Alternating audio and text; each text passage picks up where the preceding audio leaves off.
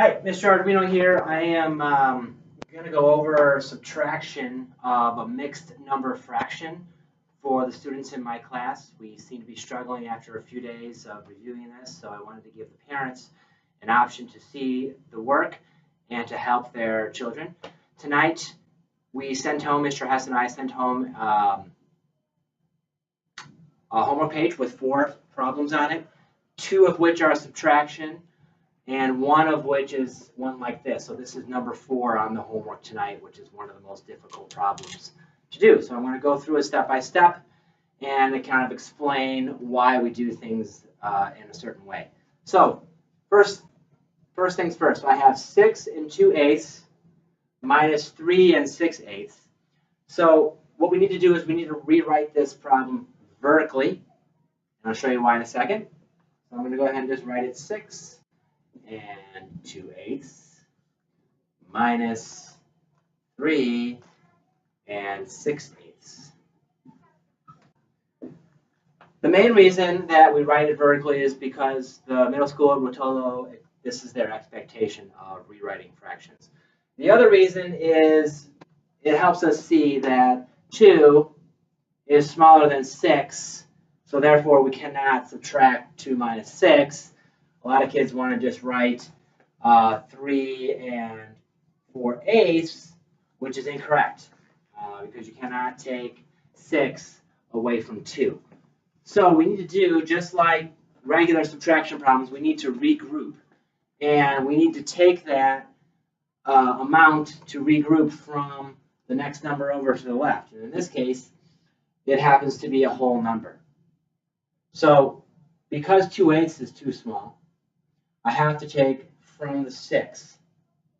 I'm taking a whole, so a whole 1 from the 6, which makes this a 5. Now, what I have to do is I have to take the 1 that I took from 6 and need to add 1 to 2/8. My goal is to make 2/8 bigger so that eventually I can subtract it from 6/8. So I can't just go plus 1. It doesn't work.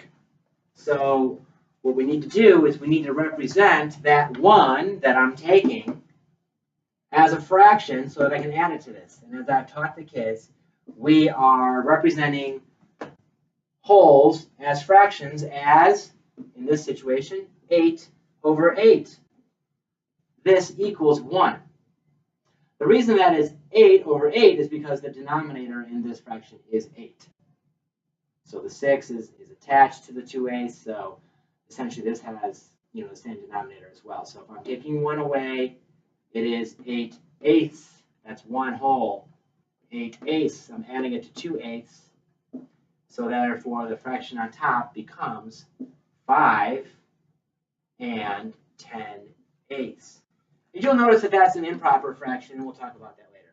This one I didn't change at all, so we're just moving it over. Minus 3 and 6/8. But now you can see that we can subtract 10 minus 6.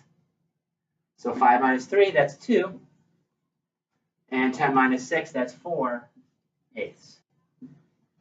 So the answer is 2 and 4/8. If by chance we had an improper fraction down here, we would need to convert or regroup, but we don't. Everything is all good.